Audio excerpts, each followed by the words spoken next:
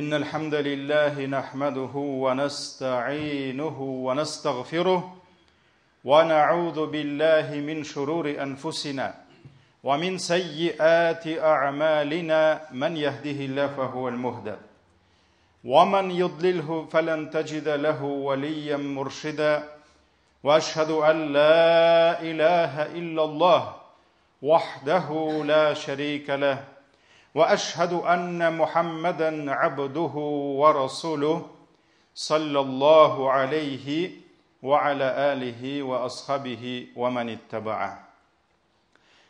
Галәмнәрне юктан бар кылып, безне үзенең күпме генә санасак та санап бетерә алмаслык хөрмәтләрендә, киң нигъмәтләрендә яшәтүче Раббыбыз Аллаһ Тәгаләгә мең шөкерләребез, мактау һәм улуглауларыбыз булсын. Җирләргә дә, күкләргә дә Аллаһның рәхмәте булып килгән. Безгә шушы хак динебезне өйрәткән, сөекле пәйгамбәребезгә күңел түрләребездән чыккан дугаларыбыз Аллаһ Тәгаләнең сәламы һәм салаваты булсын. Азиз мөселман кардәшләрем, үземне һәм сезне шакырам Аллаһ Тәгаләгә тақва булырга.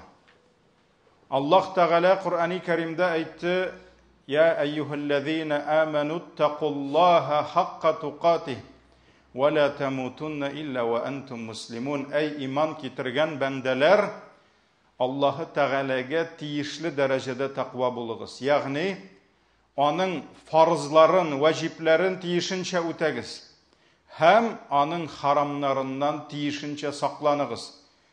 Ва ла тамутунна илля ва антум муслимун.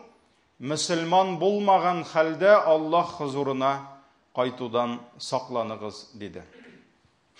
Азиз дин кардәшләрем, мөселманның тормышында дуга дип аталган алук гыйбадат зур урын алып тора.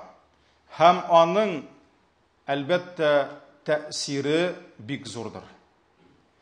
Әмма күп кардәшләребез шушы гыйбадатның кыйммәтен, шушы гыйбадатның тормышыбызда булган тәэсирен, ягъни ничек итеп изге дуга, ихластан чыккан дуга безнең тормышыбызны үзгәртүен, кирәк булса астын өскә китерүен яхшы якка, без бу әйберләрне аңлап бетерә алмыйбыз. Дуга бәндәнең галәмнәр хуҗасына килеп, кулларын сузып ялваруы, шакыруы, дуга шакыру дигән сүз, ярдәмгә шакыруы. Әлхәмдүлилләh, Аллаһ Тәгалә безгә дугада лимит бирмәде. Ул акча түгел. Без күпме телибез, кашан телибез, нәрсә телибез, Аллаһ Тәгаләдән сорыйбыз. Алдан языласы да юк, часы приемыга, кемнәндер рөхсәт тә сорыйсы юк, ниндидер айрым бер телдә өйрәнәсе юк. Әгәр дә кемдер сезне куркыта икән, дуга менә гарәп телендә генә булырга тиеш дип, ул ялгыша. Аллаһ һәрбер телне үзе яратты. Шуңа күрә галимнәребез яздылар, үзләренең китапларында Галимҗан Барудилар яздылар, әле моннан 100 ел элек татарларның телләрен вата-вата үзләре аңламаган кайвакыт гарәпчә дугаларын күреп. Күп әби бабайлар дуга кылалар гарәпчә, үзләре дә белмиләр нәрсә кылганнарын. Шуңа күрә Галимҗан Барудилар да әйтте, белмәгән, аңламаган сүзләрне әйтеп торганчы үз телендә кылсын. Үз сүзе белә сорасын дип аңлаттылар. Шуңа күрә айрым тел дә кирәкми, тахаратлы булу да шарт түгел. Хәтта кыйблага юнәлү хәерле булса да, ул да мәҗбүри түгел. Ниндидер аның вакыты кергәнне дә көтәсе юк. Аллаһ Тәгалә безгә тәүлекнең теләсә кайсы вакытында, теләсә кайсы халәттән басып торасыңмы, утырасыңмы, ятасыңмы, Аллаһка арадашчыдан, без посредников, арадашчыдан башка ялварырга безгә мөмкинлек бирә. Булды, бүген 3 тапкыр сорадың инде, 4-нчесен иртәгә сорарсың дип әйтми. Аллаһ Тәгалә үзеннән сораучы бәндәләрне ярата. Һәм никадәр бәндә Раббысыннан ешрак сораса, күбрәк сораса, Аллаһ аны шул кадәр күбрәк ярата. Һәм Пәйгамбәрбез саллаллаһу алейхи ва саллям нәрсә дигән? Мән лам яс'алиллаһ гадиба алейхи дигән. Кем Аллахтан сорамаса, Аллах ул бәндәсенә ачулы дигән. Аллах дуа кылучыларны ярата, дуа кылмаучыларны яратмый. Ни өчен яратмый? Чөнки дуа кылмаучы ул тәкәббер. Ул тәкәббер. Ул уйлый, мин үзем дә булдырам дип. Әйе, мөселман кешесен Аллах мустақиллеккә өйрәтә. Камчың төшсә, кешегә кушмады. Атта барганда камчың төшсә, кешегә кушмады, төшеп үзең алды. Ләкин ботинкаңның бавы сүтелсә дә, ярдәмне Аллахтан сорады. Шуңа күрә без кеше алдында әйтә алабыз, ясам дип. Балаларында өйрәтә алабыз, самостоятельный булырга. Ләкин Аллах янында ясам дигән сүзегезне чыгара күрмәгез. Аллаһ Тәгалә шундый хәлдә калдыруы бар. Кайбер егетләрне дәгъват кылганда, машалла, университетын бетергән, магистратура, аспирантурасын бетергән, кызыл диплом, карьерный рост баскычтан менеп барганда, кай вакыт әтиәниләре алып киләләр, әзрәк вагазләле дип аңлата башласаң, ясам. Айда Аллаһтан сорыйбыз дисәң, ясам. Менә күп тә үтми, Аллаһ Тәгалә андыйларның кикрикләрен шиндерә. Андыйларны Аллаһ Тәгалә бик тиз җиргә төшерә. Шуңа күрә ясам дип син дустыңа әйтә аласың. Аллаһка әйтергә ярамый. Шуңа күрә Аллаһ Тәгалә сораучыны ярата, сорамаучыны яратмый. Һәм әлхәмдүлилләһ, Раббың каршына килеп, үзеңнең ни кадәр зәгыйф, көчсез мәхлук булуыңны аңлап, аркаңа төялгән шиксез гынахларыңның күплеген танып, Раббыңның шиксез кудрәтенә инанып, кулыңны күтәреп, үзең өчен сораганнан соң, тынычланып, кулыңны төшерергә, ашыгырга ярамый. Изге дугаңны башкалар өчен дә кылырга кирәк. Сине тудырган, сине үстергән, сине калак тотып ашарга өйрәткән, кеше иткән ата-анаңа, ничә еллар сиңа хезмәт итүче иреңә, хатыныңа, синең кардәшләреңә, сиңа гыйлем биргән остазларыңа, һәм башка кешеләргә дә дугаңны кызганма. Бүгенге хутба исә, мөхтәрәм җәмәгать, һәрбер ата-ананың күз карасы булган, бәгыр җимеше, йөрәк пәрәсе булган балаларга хәер дуга кылу хакында булыр. Чөнки бу көннәрдә илебезгә, җиребезгә килгән кайбер мәшәкатьләр, кайбер авыр сынаулар, кайгырып елаучы әниләрнең сорау бирүләренә мәҗбүр итә аларны. Эй имам, эй хәзрәт, нинди дуга кылырга? Улым исән сау кайтсын дип, кемдер әйтә, улым китмәсен дип, нинди дуга кылырга дип, бик күп сорыйлар. Шуңа күрә балаларга изге дуга кылу. Раббыбыз Аллаһ дугаларны кабул итүче. Ата-ананың баласы өчен кылган дугасы ул бөтенләй айырым дәрәҗәдә. Ул бөтенләй айырым баскычта тора. Это совершенно другой уровень. Ата-ананың баласы өчен кылган дугасы. Һәм Анас ибн Малик тапшырган хадистә Пәйгамбәрбез саллаллаһу алейхи ва саллям әйтте: "Саласу даъават." 3 дуга бар диде. Өчәү диде. Алар һич шиксез кире кайтарылмас диде. Аллаһка киткәннән соң алар кире кайтмый. Димәк, кабул була диде. Ата-ана дугасы диде. Роза тутучының дугасы диде. Һәм мусафирның дугасы диде. Икенче бер риваятта мәзлумның дугасы диде, рәнҗетелгән кешенең дугасы диде. Мусафир юлчының дугасы һәм ата-ананың дугасы диде. Тагын бер риваятта өстәлде ата-ананың баласы өчен кылган дугасы һәм баласына каршы кылган дугасы да кабул була диде. Аның турында аерым әйтеп китербез. Бу хадис Имам Байхақи риваятында килә. Сорау ни сәбәпле? Аллаһы Тәгалә ата-ананың дугасын өстәге киштәгә алып куйды. Ул гади кешенең кылган дугасы гына түгел. Ул ата-ана дугасы, ул башка кыйммәттә, аның бәясе башка. Һәм ул Аллаһы Тәгаләгә һич шиксез барып ирешә. Аның сәбәбе бар. Аллаһы Тәгалә безне җир өстенә кадерле әти-әниләребез аша китерә. һәм әти-әни шушы баласы дөньяга килсен өчен күпме михнәт кичерә. Күпме аятлар бар. Ананың баласы көмәнендә булганда, карынында булганда күпме авырлыклар, күпме хәсрәтләр, ваһнан аля ваһн диде. Бер авырту өстенә, бер мәшәкать өстенә икенче мәшәкать. Авырлык белән күтәрде, авырлык белән тутырды, күкрәк сөтен имезеп үстерде. Күпме көч, күпме үзенең гомерен, яшьлеген, сәламәтлеген корбан итә ата-ана шушы баласы өчен.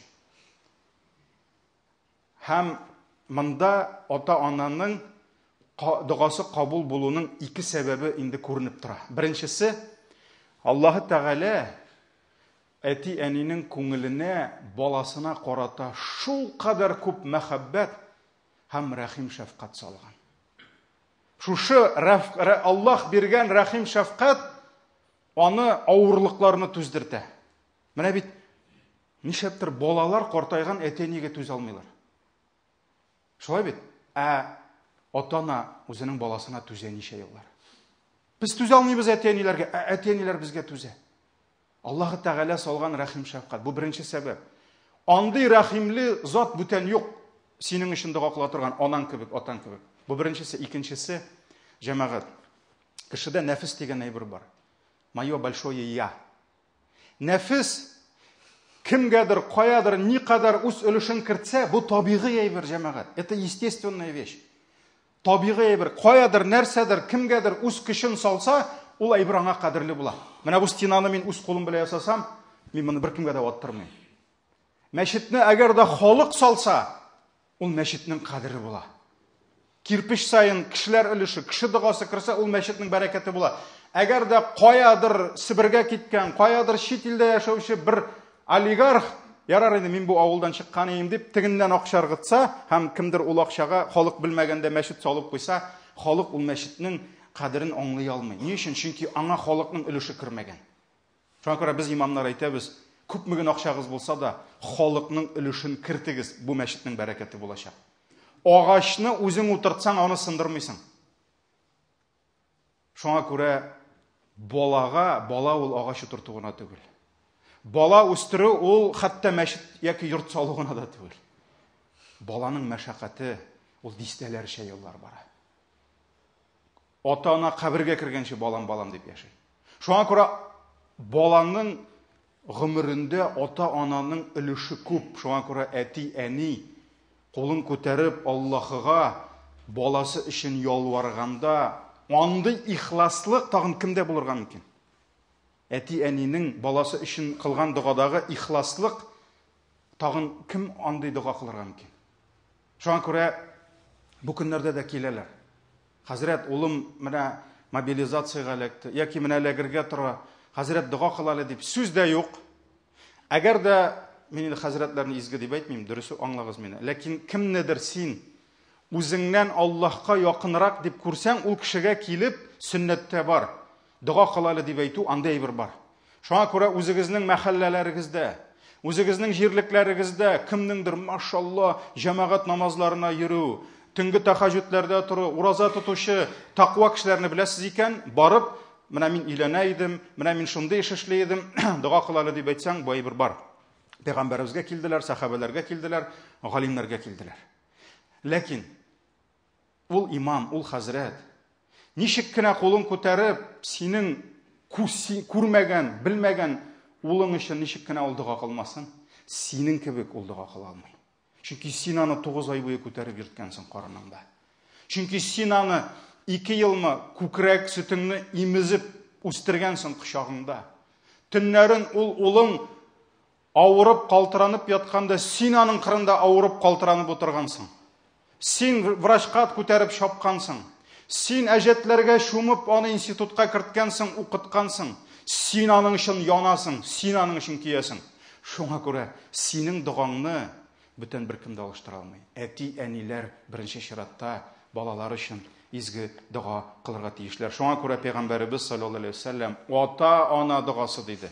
Ата-ана дугасы кабул була диде. Һәм җир өстенә килгән кешеләрнең иң изгеләре пәйгамбәрләр.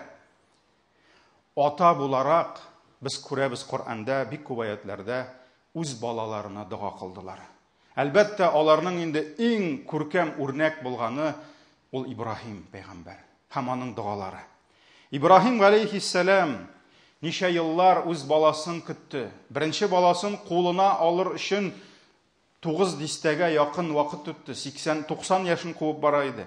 Һәм ул дұга кылды: "Рабби хабли минас салихин", дип, "Я Раббым, миңа изге нәсел бирсәң" диде. Ул миңа изге ике малай, бер кыз, хәзер шулай бит инде. Все по расчету, алай димәде. Ул Аллаһтан изге нәсел сорады. Ул Аллаһтан аның нәселен дәвам итүче изге кешеләр сорады. Һәм беләбез, Аллаһы Тәгалә аның дұгасын кабул итеп, ул сораган балага гына түгел, ул баланың баласына, аның баласына һәм тагын күпме буыннарга Ибрахимның дұгасын, изге хәйр дұгасын ирештирде.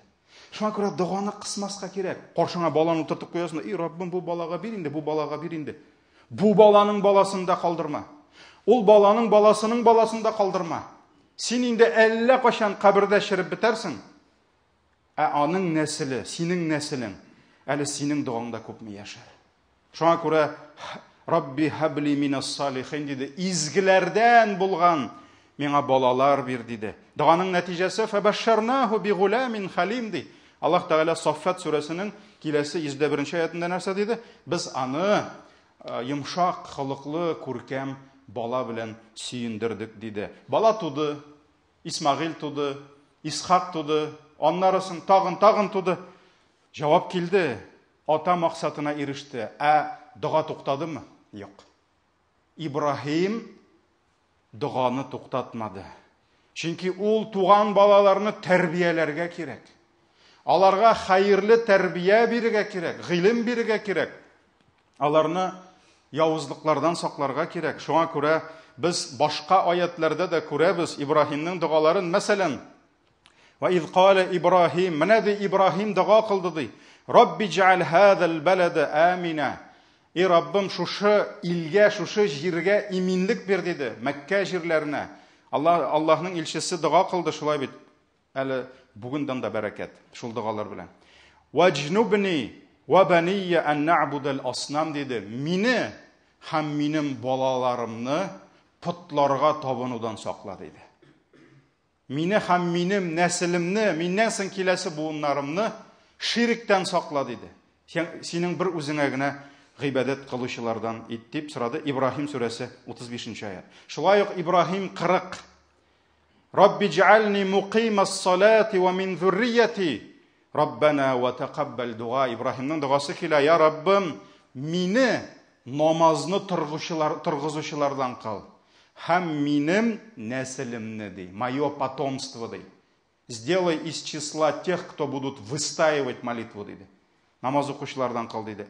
"Эй Раббыбыз, тaqabbal дуа", дұгамны кабул ит диде. Һәм күрәбез, Ибрахим атаның изге дұгасы белән аның уллары яшәделәр. Аның улларының уллары, кызлары, ягъни оныклары яшәделәр. Ул оныкларының балалары яшәделәр. Торыннары дип әйтәбезме? Һәм шул нәселдән, аның оныкларыннан җир өстенә килде тарихта иң хәерле булган ул да булса пәйгамбәребез Мөхәммәд саллаллаһу алейхи ва саллям. Һәм пәйгамбәребез нәрсә дип әйтте? "Ана даъвату аби Ибрахим" диде. Мин диде. Әтием Ибрахимның дұгасы мин диде. Әтием Ибрахимның дұгасы мин диде. "Рабби хабли минас салихин" диде бит. Мине изгеләрдән миңа нәсел бир диде. Пут мине һәм нәселемне путларга табынучылардан кылма диде. Менә шулай итеп Ибрахим безгә нинди зур үрнәк күрсәтте. Моңа мисал әйтеп китәргә була, шулай ук Закарияны. Күпме аның баласы булмады. Хатыны балага узалмады, авыру иде. Ибрахимның шәче агарды, ләкин дуга кылды. Аллаһы Тәгаләдән "Рабби хабли мин ладунка зурриятан таййиба" диде. "Я Раббым, миңа бүләк ит" диде. Үз хузурыңнан миңа изге нәсел диде. Изге нәсел миңа бүләк ит диде. Һәм Аллаһы Тәгалә аңа бүләк итте улын Яхьяны. "Ва хананан мин ладунна ва закатан ва кана тaqiyya" ди. Ул Ул пак күңелле булды ди, тақва булды ди. Ул йомшак күңелле булды ди. Аллаһ Тәгалә аның улын сыйфатлый. Ва барран бивалидайхи ди. Әти әнисен хөрмәт итүче булды ди. Аллаһ Тәгалә Закарияның дугасы белән, әти дугасы белән аның улына күпме хәерле сыйфатлар бирде. Күпме хәерле сыйфатлар бирде. Шулай итеп җәмәгать, уллар аталарының дугалары белән яшиләр. Әлхәмдүлилләх. Һәм улларда булган күп кенә казаныш, достижениялар була. Бәлки шул атаның, бабаның, әбинең елап кылган дугаларының нәтиҗәседер. Син бүген зур кеше булгансың, машалла. Мин тырыш, мин фәлән дип Карун кебек әйтмә.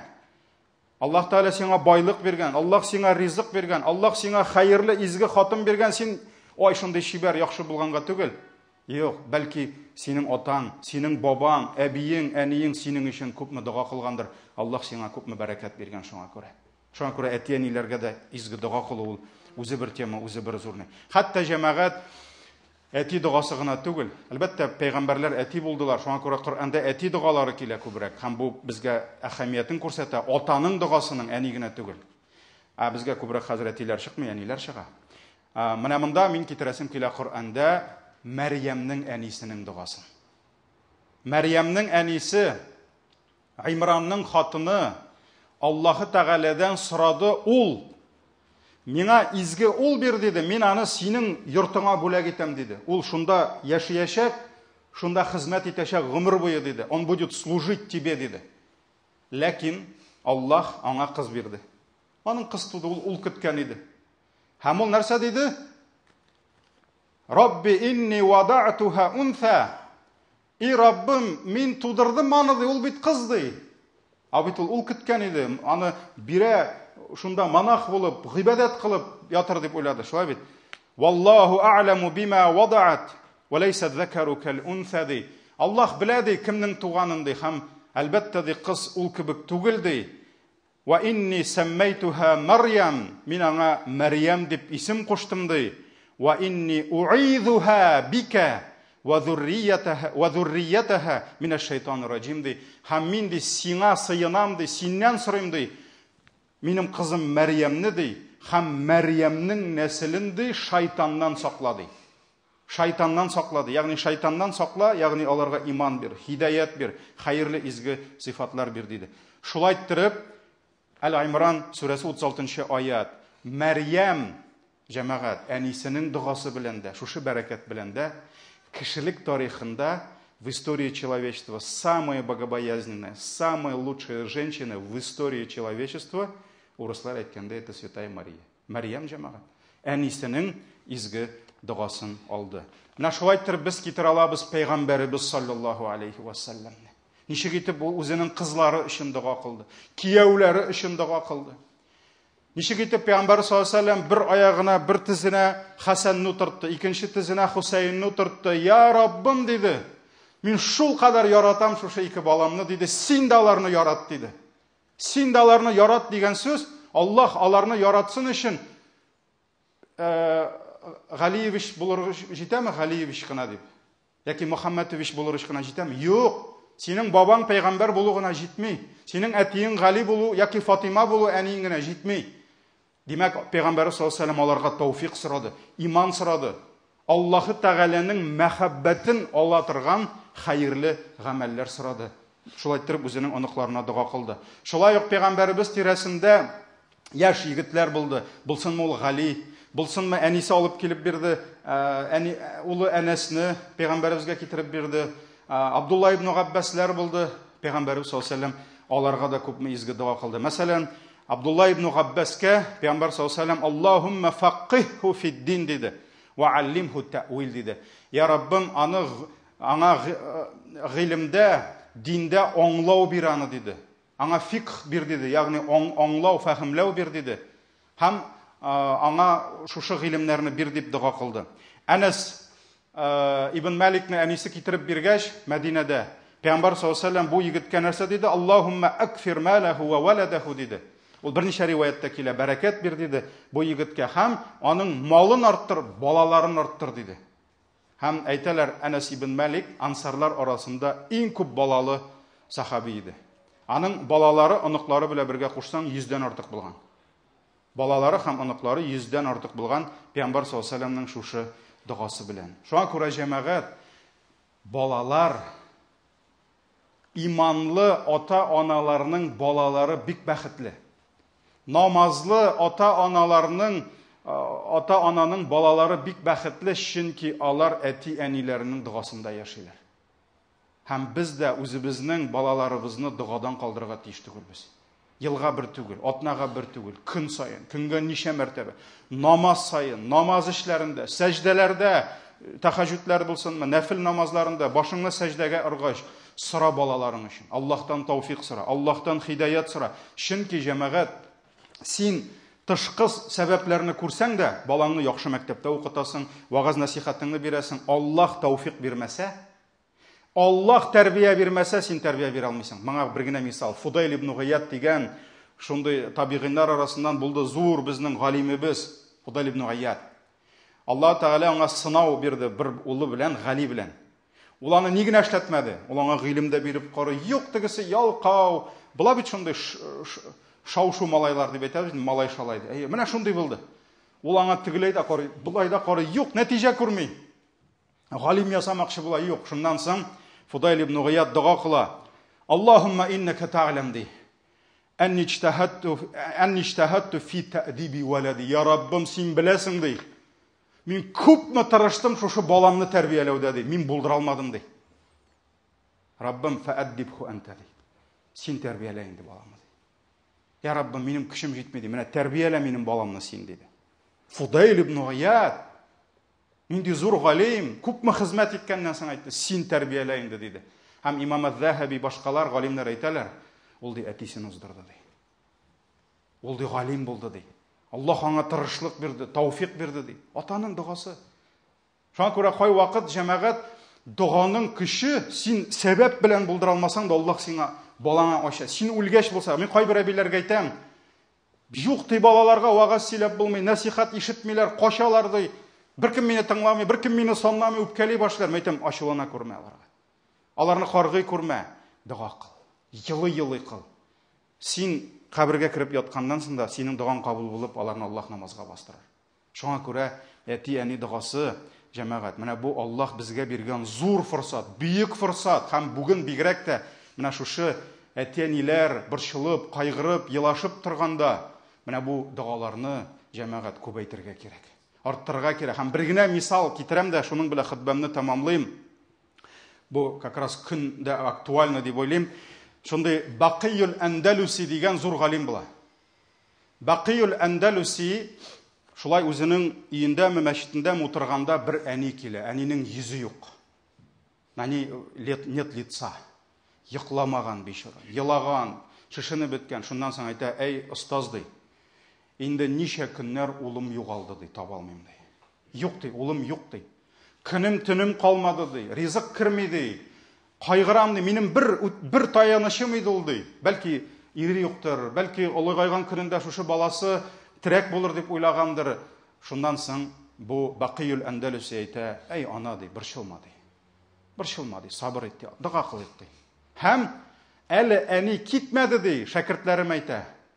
Инде остазның иреннәре селкенә башлады ди. Ягъни Аллаһны зикр итә башлады, Аллаһтан нәрсәдер сорый башлады ди. Берничә көннән соң күрәбез ди, бу бер егетне җитәкләп килә ди. Шатланып ди, куанып ди, Бақиюл Әндәлүси янына. Шуннан соң галимне күрде дә, "Мин сөйли алмыйм" дип әйтә ди әни. Менә үзе сөйләсен ди. Үзе сөйләсен ди, нәрсә булган аның белән ди. Бу егет каядыр бер явыз патшага пленгә эләккән. Һәм аны таш кисәргә җибәргәннәр, карьерга, ташлыкка. Һәм бу егет әйтә, аякларыбызга бугаулар кидерттеләр ди, кандалы, оковы, качмас өчен. Һәм без шул чылбырларны сүрәп ди, таш ташыйбыз ди. Бер көнне ди, мин шушы ташны күтәреп барганда, минем оковы үзелде ди, заклепкасыннан купты ди. Һәм килеп төште ди. Шуннан соң Хаддад дип килә инде ул, кузнецны чакырдылар ди. Һәм кузнец шулай яңадан япты да, яңадан кадакларны чүкеп куйды ди. Заковал меня заново ди. Бар кит дип әйтте ди. Була бит инде ул төрле хәлләр булырга мөмкин. Брак тегесе бусы. Шуннан мин тордым ди. Урынымнан кузгалуым булды ди. Тагын теге оков үзелде ди. Үзелде ди. Шуннан соң яңадан тегене ясап куйды ди. Яңадан тордым ди. Китмәкче булдым, яңадан үзелде ди. Шуннан соң o aradan bir stражниклардан инде bir олы кеше ди, хикмәтле булгандыр ди. Егет, синең тегендә берәрсе калдымы дип сорады ди. Шуннан мин әйттем ди, минем бердән бер газиз әнием калды, мин аның бердән бер баласы дип әйттем ди. Шуннан соң бу әйтте ди, бу егетне кайтарып җибәрегез. Аның башында изге дога тора дип әйтте ди. Менә шулай иттереп, Бакыйл Әндәлүси белән булган хәл. Тормышта җәмәгать әллә нинди хәлләр була. Изге дога, җәмәгать, аның көче без башка сыйдыра алмыйбыз. Аның бәрәкәте без башка сыйдыра алмыйбыз. Дога ул дөньяның астын өскә китергә мөмкин. Ул изге дога. Менә шуңа күрә без бу догага ябышырга тиеш. Газиз әтиләр, әниләр ябышырга тиеш. Карагыз, ничек Гомар дога кылды. Гомар әйтте: "Я Раббым", диде. Гомарны беләбез бит инде, күпмедер дәрәҗәдә. "Я Раббым", диде. "Если ты предопределил, предписал мне быть несчастным, ди, то стери это предопределение и напиши, чтобы я был счастливым", ди. Карагыз, мине бәхетсез дип тәкъдир иткән булсаң, ди, үзгәрт минем тәкъдиремне, ди. Бәхетле итеп яз мине дигән. Менә ничек сораган Аллаһтан. Шуңа күрә Аллаһтан сорарга кирәк, ялварырга кирәк. Аллаһы Тәгалә дугаларыбызны кабул итүче. Шуңа күрә Раббым һәрберебезгә хәерле тормыш, Аллаһ Тәгалә бала кайгыларын күрсәтмәсен. Һәм балаларыбызга җәмәгать аларны дөньяда түгел, ахирәттә югалтудан курыкмыйбыз. Менә шунысы бар. Менә дөнья селкенеп куйды, бөтенебез куркабыз, балаларыбыз дөньяда югалтырбыз дип. Ахирәттә югалту балаңны. Менә син Аллаһның рәхмәте белән җәннәттә булсаң, синең балаңны аягыннан тотып утка атсалар. Менә җәмәгать нинди кайгы. Шуңа күрә Аллаһ Тәгалә балаларыбызны дөньяда да, ахирәттә дә сакласа иде. Баракаллаһу лана ва лакум фил Кур'анил азим ва нафагъна бил аяти ва зикрил хаким иннаху хувал гъафурур рахим.